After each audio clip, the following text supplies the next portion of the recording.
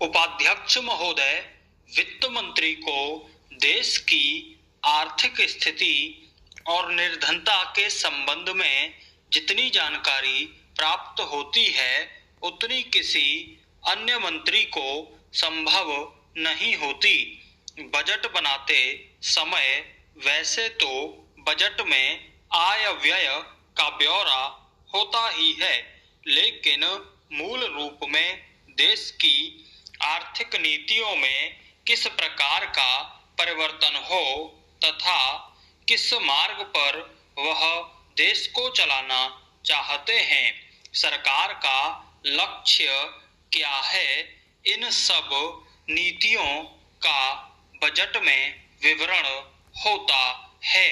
हमारे वित्त मंत्री चाहे जिस पद पर भी रहे हों, चाहे वे मुख्यमंत्री रहे हों या केंद्रीय सरकार में रहे हों, उन्होंने शानदार काम किया।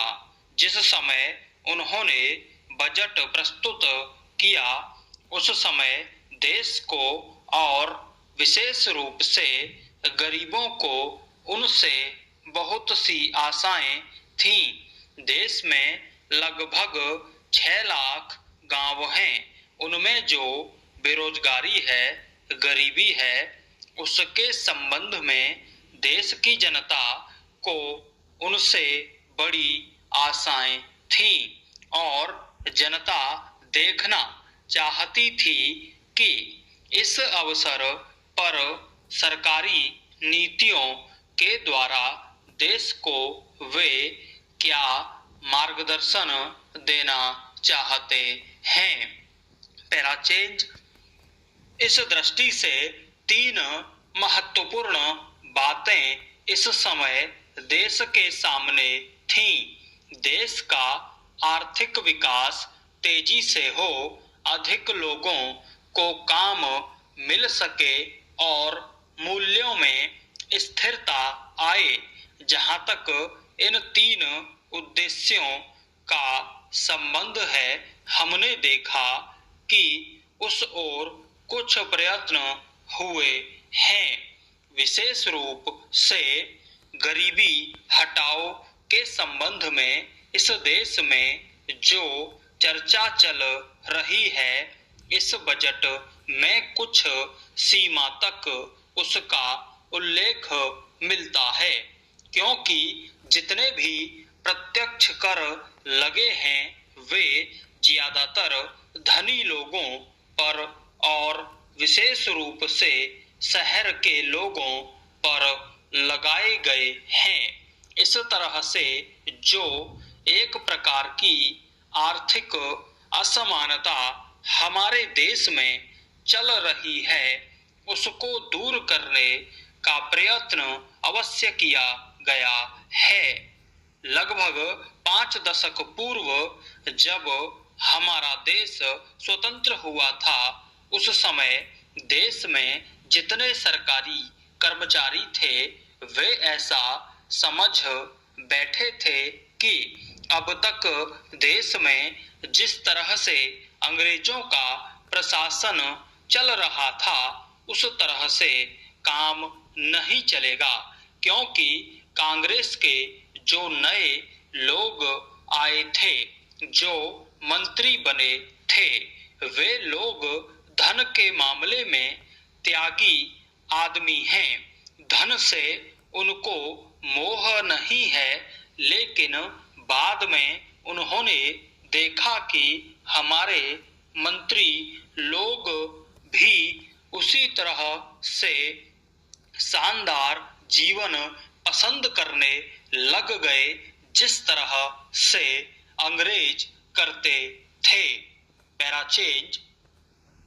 उपाध्यक्ष महोदय, तब उन लोगों को कुछ आशा हुई कि हम लोग भी उसी तरह चल सकते हैं जिस तरह से पहले चल रहे थे, लेकिन अभी हाल में जो चुनाव हुआ उससे देश के धनिकों के मन में बड़ा संदेह पैदा हुआ कि इस चुनाव के बाद उनकी स्थिति वैसी नहीं रहेगी जो अब तक चली आती रही है।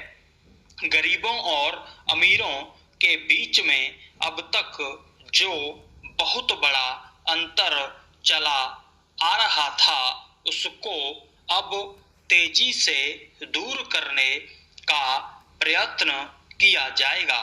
श्रीमान, मैं आपका बहुत ही आभारी हूँ जो आपने सदन में चालू वर्ष के बजट पर अपने विचार रखने का अवसर दिया है। मैं इस बजट का समर्थन करना चाहता हूँ। पैराचेंज।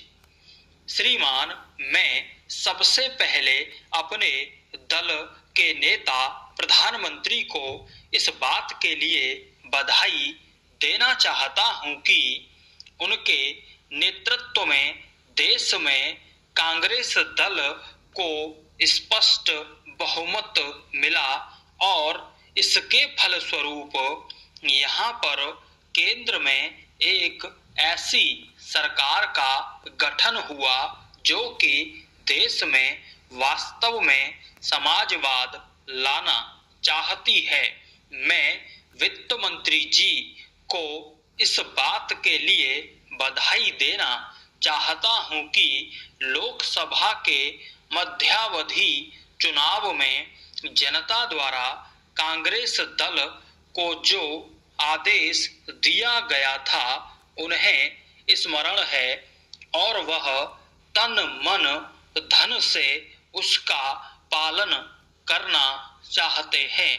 वह आदेश था देश में सामाजिक और आर्थिक विषमता दूर करने का, देश से गरीबी, बेकारी और बेरोजगारी को हटाने का और देश के जो पिछड़े हुए हिस्से हैं उनका पूरा विकास करने का, साथ ही साथ इस बात का भी आदेश था कि देश के अंदर इस प्रकार की सामाजिक और आर्थिक व्यवस्था पैदा की जाए जिसके अंतर्गत जनता शोषण से मुक्त हो सके।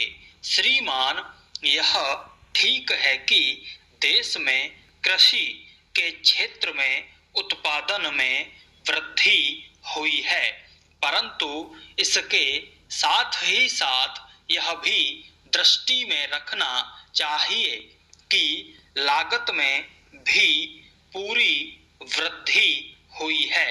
इसके लिए आवश्यक है कि सिंचाई के साधन बढ़ाए जाएं और अधिक उन्नत बीजों का प्रयोग किया जाए। आज कृषकों को कृषि के यंत्र मिलने में बहुत कठिनाई हो रही है। जैसे छोटे छोटे ट्रैक्टरों का देश में बड़ा अभाव है, उनके बनाने के लिए शीघ्र नए कारखाने खोले जाएं, जिससे कृषकों को जल्द से जल्द ट्रैक्टर मिल सकें। देश तभी प्रगति करेगा, हमारा ऐसा विश्वास है।